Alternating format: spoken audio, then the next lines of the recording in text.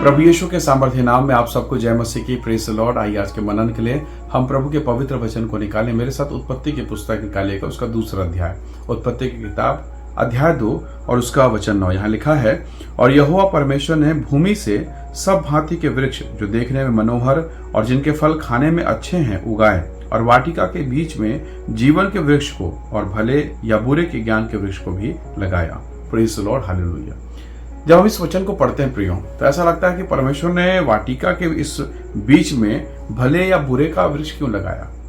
क्यों परमेश्वर ने इस प्रकार से किया कि आगे चल के मनुष्य पापी हो गया। वास्तव में जो भला या बुरा, ये जो ज्ञान का वृक्ष था, ये गड़बड़ वृक्ष नहीं है, ये इसमें पाप नहीं है।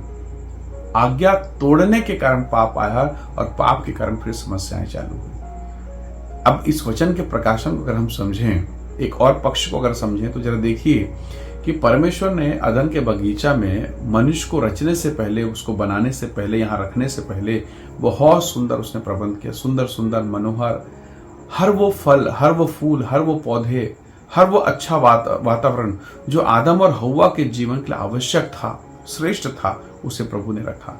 हालेलुया। क्या करना था आदम को? आदम को उस व्यवस्था का पालन करना था, उस सिस्टम में रहना था, हव्वा को सिस्टम में रहना था, ताकि सब कुछ अच्छा चलता रहे। अगर वो नियम कायदे से रहते तो जो कुछ प्रभु ने बेहतरीन बनाया, सबसे सर्वोत्तम, सबसे उत्तम बनाया, यानी सारी पृथ्वी को उसने बनाया, पर उस पृथ्वी में भी सबसे उत्तम ये अदन का बगीचा था। Praise the Lord. और उस जगह पर आदम और हव्वा को रखा गया है। यानी अगर आदम और हव्वा आज्ञाकारी होते तो सबसे बेहतरीन, सबसे उत्तम, सर्वोत्तम जीवन इनका था, सबसे बेस्ट लाइफ इनका था। Praise the Lord. परमेश्वर कई बार हमें एक महान योजना के अंतर्गत में रखता है, अद्भुत बात के लिए चुन लेता है, पर अगर हम उसमें बने रहें तो परमेश्वर हमें इसके द्वारा आशीष देगा। और अगर हम वहां से दाएं या बाएं जाएं तो जिस काम के लिए प्रभु ने चुना नहीं पहुंच पाएंगे। मान लीजिए अगर आप भारत के रहने वाले हैं, या हो सकता है छत्तीसगढ़ के रहने वाले, और अगर आपको दिल्ली जाना है, या हो सकता है आप नागपुर, मुंबई के रहने वाले और आपको दिल्ली जाना है, तो जो ट्रेन दिल्ली जा रही है उसमें आधे बीच से अगर आप उतर जाए, उस ट्रेन से अलग हो जाएं, तो क्या आप उस मंजिल तक पहुंचेंगे? गंतव्य तक नहीं पहुंच पाएंगे। आपके उतरने से क्या ट्रेन रुकेगी? नहीं। जिसको जहां जाना वो तो पहुंच गया, पर आप नहीं पहुंचेंगे, क्योंकि आपने उस पहुंचाने वाले को छोड़ दिया। कई बार ऐसे ही होता है। अब जरा सोचिए कि परमेश्वर ने शिमशोन को किस लिए चुना था? न्यायी बनाकर चुना, ताकि देश में अमन, शांति और न्याय व्यवस्था हो। पूरे फलिस्तीन में ऐसा कोई नहीं जो उसको पकड़ सके, मार सके, हरा सके, पर उसके अंदर की अभिलाषा ने उसके जीवन को नष्ट कर दिया। बाहर का जो सताव था, बाहर का माहौल था, कोई ऐसा नहीं जो उसको हरा सके, पर अंदर जो माहौल चल रहा था, अंदर उसके जीवन में, उसके नैतिक जीवन जो तूफान मचा था, उसने उसे बर्बाद कर दिया। यही चीज दाऊद के साथ हुआ, शिमशोन के साथ हुआ, सुलेमान के साथ भी हुआ। कारण क्या है? उस सिस्टम में, उस बुलाहट में, उस अनुग्रह में अगर हम चलते रहें, हम परमेश्वर के महान आशीष को पाएंगे। हालेलुया। कई बार प्रियो हम दाएं बाएं चले जाते हैं और खुद तकलीफ में फंस जाते हैं, लेकिन परमेश्वर की कभी मनसा नहीं कि वो आपको दुख दे। वो अपनी इच्छा से कभी आपको दबाएगा नहीं, कभी आपको संकट में नहीं डालेगा, कभी नहीं चाहता। कौन ऐसी माँ होगी जो ये चाहे कि उसका बच्चा पीड़ित रहे, दुखी रहे, गरीब रहे, लाचारी में रहे, कंगाली में रहे? कोई माँ नहीं चाहती। जब एक माँ जिसने मुझे और आपको 9 महीने अपने शरीर में रखा, जब वो नहीं चाहती, तो स्वर्गीय पिता जिसने आपको बनाया, रचा, आपके भविष्य के लिए उसने योजना बनाई, वो कैसे चाहेगा?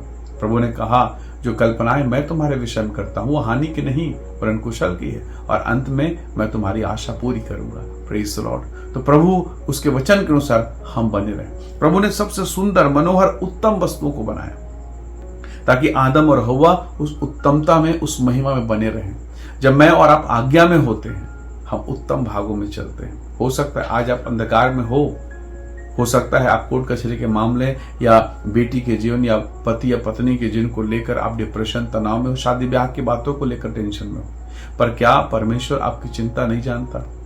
क्या प्रभु को इस बात की परवाह नहीं कि आप समस्या में हैं? वो सब कुछ जानता है। वचन में लिखा है, वचन में बताया गया, अपनी सारी चिंता उस पर डाल दो क्योंकि उसको तुम्हारा ध्यान है। पर कई बार हम भूल जाते हैं कि उसको हमारा ध्यान है, और हमारा ध्यान भटकता है, हम गिरते हैं, हम पाप में फंस जाते हैं, हम मुंह के बल गिरते हैं और बड़ी तकलीफ में फंसते हैं। सड़क में अगर आप चल रहे हैं, वाहन चला रहे हैं, पल भर के लिए भी अगर आपका ध्यान भटका ना, आपको मालूम क्या होगा। आप सड़क में चलते समय कभी भी दाएं बाएं नहीं देखेंगे, कभी भी इधर उधर नहीं ध्यान भटकाएंगे। अगर दाएं बाएं अगर आपने देखा भी है तो केवल इसीलिए कि कोई ऐसा तो नहीं जो अचानक से आ जाए और एक्सीडेंट हो जाए। बहुत चौकन्ने रहते हैं। कारण एक ही है, ताकि हम दुर्घटना से बचे रहें। यही काम हमें आत्मिक जीवन में भी करना है। कई बार हमसे गलतियां होती है। आज के इस दिन में हम प्रभु से कहें, खुदावन अनुग्रह दे, तेरे नियम में, तेरे वचन में, तेरे अनुग्रह में मैं बना रहूं, ताकि सब कुछ जो तूने मेरे लिए बेहतर उत्पन्न किया, बना दिया है, उसमें मैं आनंद करता रहूं। निसंदेह प्रभु अपने वचन के द्वारा आपको आशीष देगा। हालेलुया। आइए अपने जीवन को प्रभु के हाथों में सौंपें। स्वर्गीय पिता, आज के इस दिन के लिए धन्यवाद, आपके वचन के लिए धन्यवाद। जो वचन हमने सुना, हम में से हर एक के जीवन के लिए प्रभु यीशु के नाम से वो आशीष का कारण हो। रोग, बीमारी, दुर्बलता, हर एक विपरीत दशा में तो बचाने वाला परमेश्वर है। सहायता कर, आशीष दे, यीशु के नाम से मांगते हैं, आमीन आमीन। प्रभु आप सबको बहुत ऐसे आशीष दे। परमेश्वर का अनुग्रह आप सबके साथ हो। Praise the Lord. जय मसीह।